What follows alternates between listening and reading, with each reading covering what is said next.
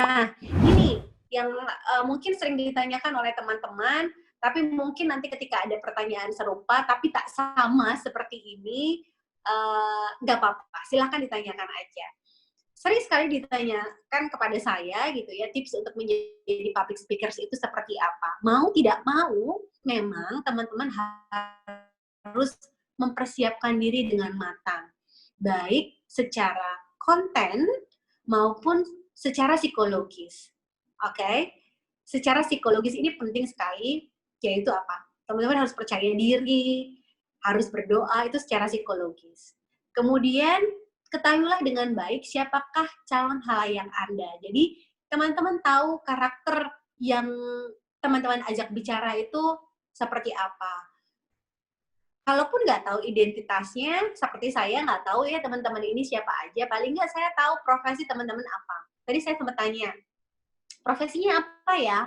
Oh banyak banget yang mahasiswa, ada beberapa yang guru, ada yang desainer, ada yang entrepreneur, kemudian apalagi tadi ada profesi yang banyak. Jadi dengan mengetahui background pendengar atau background audience, teman-teman jadi tahu bagaimana cara bicara yang cocok dengan audiens teman-teman.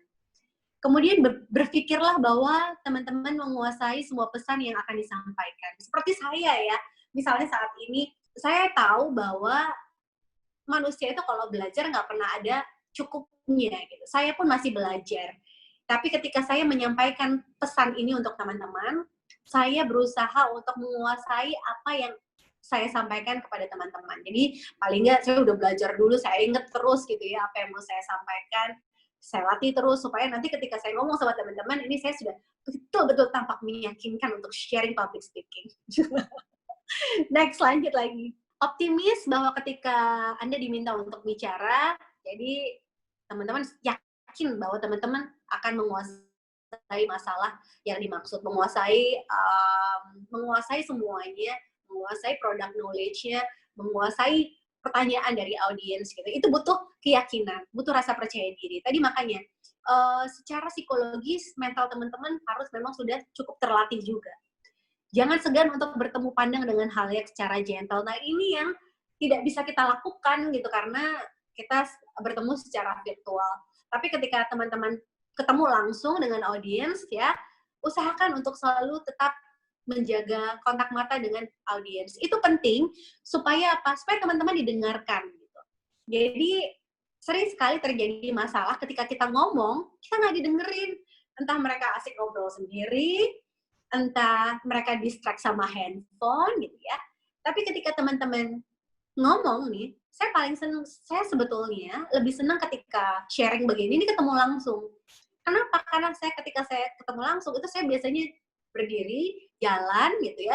Saya bisa melihat wajahnya, saya bisa melihat matanya, saya bisa melihat bagaimana reaksi tubuhnya ketika bicara dengan saya. Tubuh itu bereaksi, ketika kita ngomong, itu tubuh kita itu bereaksi. Entah tiba-tiba hidung kita mendadak gatal gitu ya, terus kita sambil garuk-garuk hidung gitu, itu karena teman-teman nggak nyaman. Itu artinya tubuh kita itu merespon apa yang kita rasakan. Ketika kita nyaman, ya tubuh kita akan nyaman-nyaman aja. Ketika kita nggak nyaman, ya tubuh kita akan meresponnya. Nah, kondisi psikologis itulah yang harus kita latih, kondisi fisik itulah yang harus kita latih ketika kita menjadi public speakers. Next, seringlah berlatih nafas atau diafragma dengan suara mulut lagi, dengan nafas perut, kemudian dengan senam mulut. Nah, kalau ini sih sebenarnya teknis ya, sambil jalan nggak apa-apa. Nggak harus selamat malam hadirin dan juga tamu undangan gitu. Nggak harus begitu. Yang penting sesuai dulu aja dengan kebutuhan teman-teman apa gitu. Tapi memang menguasai bicara dengan nafas perut itu kalau memang teman-teman ingin menjadi penyiar memang diperlukan. Teman-teman ingin menjadi presenter, pembawa acara, pembaca berita, jelas itu sangat dibutuhkan. Tapi ketika teman-teman menyampaikan pesan di depan teman-teman mahasiswa misalnya, ya nggak usah juga, selamat pagi teman-teman mahasiswa, nggak perlu gitu juga gitu. Maksudnya memang ini harus disesuaikan aja dengan kondisi. Kemudian jangan malu membawa teks atau catatan kaki, terutama apabila teman-teman sulit untuk menghafal data akurat. Ini tips buat teman-teman ya. Jadi ketika teman-teman harus presentasi gitu ya dan butuh catatan tangan, kalau zaman sekarang kan seringnya pakai handphone ya. Cuman saya termasuk orang yang cukup konvensional. Saya lebih senang menulis karena ketika menulis itu kita melakukan banyak olah tubuh ya, tangan itu lebih bergerak. Nah, semakin kita bergerak itu sebenarnya bisa mengalihkan nervous. Nervous itu kan karena otak kita itu memikirkan sesuatu terlalu berlebihan gitu ya, sehingga kita fokus ke situ gitu. Tapi kalau kita menuliskan sesuatu itu bisa mengalihkan nervous juga. Kemudian ketika kita punya kertas kecil nih, misalnya nih saya contoh ya, kalau contekan kertas juga jangan gede-gede segede gini ya. Ilmunya kan kalau MC kita bawa cue cards gitu ya. Nah, cue cards itu kan ada ukuran idealnya, cue cards. Nah, biasanya ukurannya idealnya cue cards itu seperempatnya kertas HVS gitu. Nah, segini ya, kurang lebihnya begini. Nah, jangan malu untuk membawa teks gitu ya. Kenapa? Karena ini untuk menjadi pengingat ketika teman-teman ternyata ada ngeblanknya lah atau apa. Dan kadang-kadang teman-teman suka mengalami nggak ketika teman-teman ngomong, itu bingung loh, tangan ini harus gimana gitu ya. Masa saya tangannya harus di kantong begini sih gitu. Masa saya tangannya harus benerin poni terus gitu. Tapi kalau teman-teman bawa kertas, palingnya teman-teman akan ngerasa nyaman dengan tangan. Karena tangannya teman-teman udah pegang kertas duluan, ini udah bagus, di depan udah kelihatan bagus. Bawa kertas begini udah kelihatan bagus. Gitu. Kalau pegang mic lagi, misalnya ini mic ya, udah nyaman banget. Jadi tangannya nggak perlu salting gitu. Karena kan naruh tangan kadang-kadang salting. Coba deh teman-teman di depan kaca, terus ngomong nggak bawa apa-apa. Aduh Tuhan, ini tangan mau kemana gitu rasanya. Ya. Tolong hindarkan kata-kata atau kalimat yang ditengarai akan melukai perasaan orang lain. Ya, jadi kadang-kadang kita pengen jokes, gitu, tapi usahakan untuk jokesnya itu nggak menyakiti perasaan orang lain. Terus gunakan intonasi dalam bicara, selipkan jokes memang dibutuhkan. Tadi yang udah saya sampaikan. Intonasi itu penting karena bayangkan teman-teman membaca sesuatu ya, teman-teman baca sesuatu, yang satu dengan intonasi, yang satu nggak dengan intonasi. Itu satu, nggak enak didengar kuping. Yang kedua, orang akan susah untuk memahami apa yang teman-teman sampaikan. Saya kasih contoh nih. Yang satu pakai intonasi, yang satu nggak pakai intonasi. Misalnya ya, bangkitkan semangat halayak dengan cara meninggikan intonasi di akhir kalimat. Cheer up, misalnya. Kalau nggak pakai intonasi, bangkitkan semangat halayak dengan cara meninggikan intonasi di akhir kalimat cheer up. Nah, coba deh. Kan beda ya dengan intonasi dan nggak dengan intonasi. Next, kuasai bahasa tubuh, pahami kebiasaan tubuh, dan atasi dengan trik. Ini yang seru kalau menurut aku, karena saya itu sering sekali melihat mengamati penampilan seseorang gitu. Jadi ya nggak pakai intonasi kayak belum makan katanya. Oke. Tadi sampai kuasai bahasa tubuh ya. Nah, ini hanya bisa teman-teman pahami ketika teman-teman melihat penampilan teman-teman sendiri. Jadi selain teman-teman suka berlatih di depan kaca dan lihat, oh aku tuh punya kebiasaan gini ya. Kalau bisa, ketika teman-teman ngomong, teman-teman juga ada yang mendokumentasikan, lihat videonya, oh ternyata aku punya kebiasaan begini ya. Saya sering melihat beberapa teman-teman sesama profesi dengan saya, gitu ya, itu punya kebiasaan yang tidak mereka sadari. Misalnya apa? Misalnya bawa mikrofon, ya, ini harus praktek nih, nggak apa-apa ya, bawa mikrofon, terus kalau kondisinya nggak nyaman tuh badannya bisa goyang-goyang gitu loh. Goyangannya dari gini, goyang. Misalnya gini ya, selamat malam Bapak dan Ibu hadirin sekalian, boleh kita minta aplaus yang paling meriah, tapi badannya goyang-goyang. Sebisa mungkin ketika kita mengetahui bahwa tubuh kita itu bergoyang ke samping kanan dan ke samping kiri, sebisa mungkin teman-teman tidak lakukan itu, gitu. Tapi tetap settle gitu badannya. Kemudian bahasa tubuh yang lain adalah yang sering terjadi, tangan masuk kantong, itu sering banget tuh, ya. Tangan masuk kantong, padahal nggak ada apa-apanya gitu, tapi tangannya masuk kantong gitu misalnya ya. Kemudian itu saking tidak menyadari bahwa bahasa tubuh itu bukan bahasa tubuh yang baik ketika kita sedang presentasi atau sedang bicara di depan umum. Kemudian hindari mengenakan busana atau aksesoris yang akan mengganggu penampilan. Itu misalnya begini, satu contoh aja, kebiasaan orang yang pakai jilbab, entah kenapa, kalau kita sedang tidak nyaman dengan sesuatu, itu kita benerin jilbab terus. Jadi, kayak misalnya kita ngomong, baik teman-teman semuanya, gitu. Dibenerin lagi jilbabnya gitu. Padahal mungkin jilbabnya itu nggak geser dan tetap rapi, tapi karena kita nggak nyaman dengan situasi tertentu, akhirnya ada aja kegiatan yang kita lakukan.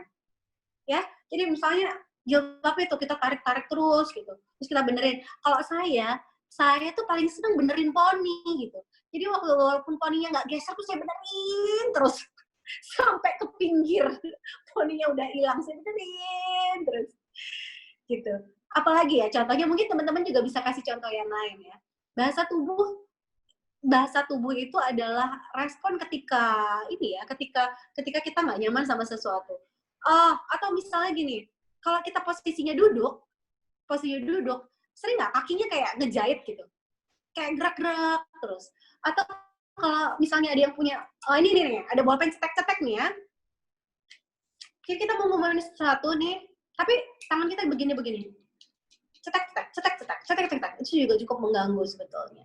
Kemudian perhatikan baik-baik soal waktu, hindari keterlambatan karena itu akan mengganggu konsentrasi kita ketika kita terlambat. Jadi ketika kita tahu kita akan perform jam 7, jam setengah 7 lah kita udah siap. Kalau bisa sebelum setengah 7 kita udah siap gitu. Kalau kita dalam keadaan terburu-buru, hati tidak tenang, bagaimana mungkin kita akan mengatasi rasa nervous? Ya, next.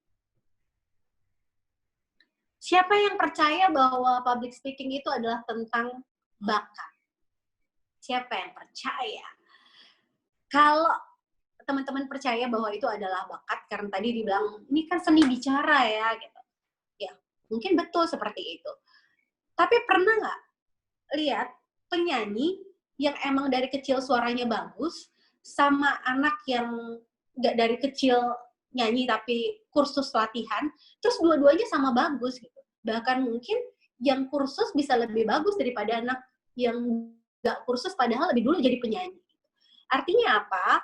Artinya bahwa ketika dibilang public speaking itu adalah bakat, bisa jadi memang betul begitu 50%, tapi kemudian 50% lainnya adalah tentang melatih atau latihan gitu. Boleh lanjut lagi Mbak? Next. Jadi sebetulnya siapa saja bisa menguasai ilmu public speaking. Faktanya adalah kemampuan berbicara di depan umum ini berkembang dengan seiring seringnya kita berlatih. Nah, kalau begitu, tuh kan saya benerin poni.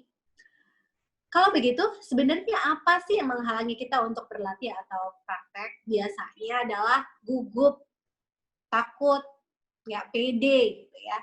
Kalau sempat teman-teman juga tahu istilah klasofobia, ada loh orang yang fobia bicara di depan umum, ada loh. Yang bahkan sampai demam panggung, yang sampai sakit perut, yang sampai keringet dingin, itu bahkan ada yang seperti itu. Next Mbak, lalu bagaimana cara mengatasi ketakutan tersebut ya teman-teman? Yang pertama sekali lagi, persiapkan materinya jauh-jauh hari. Berlatih dengan matang, berlatih di depan kaca. Kalau perlu di video, gitu. kayak latihan beneran tapi di video. Terus teman-teman tahu, oh ternyata aku tuh sering sekali ya menggunakan gerakan ini ya. Oh ternyata badanku tuh sering goyang-goyang tuh kalau ngomong. Ya. Oh ternyata aku tuh sering benerin poni tuh. Jadi kalau aku sering benerin poni gitu, besok-besok aku poninya mau aku giniin lagi aja lah. Terus aku hairspray lah 1 botol gitu biar aku nggak usah harus bener-benerin macem-macem gitu ya.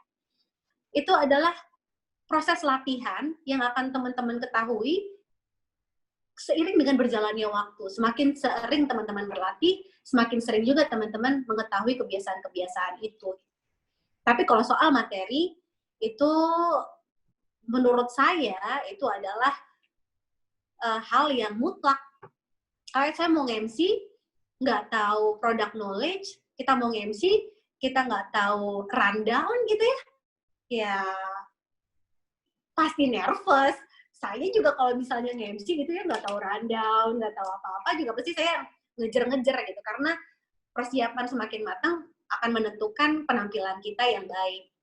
Minum air putih sebelum tampil. Nah, ini teman-teman, ini penting sekali karena kalau kurang minum air putih, nanti teman-teman kurang konsentrasi. Saya nggak iklan ya, karena nggak ada bayaran iklan apapun. Jadi air putih yang penting supaya teman-teman konsentrasi. Terus ini ada ngunyah permen karet, senam muka gitu. Kenapa? Ngunyah permen karet, senam muka, kan teman-teman sering nggak sih kepleset lidah?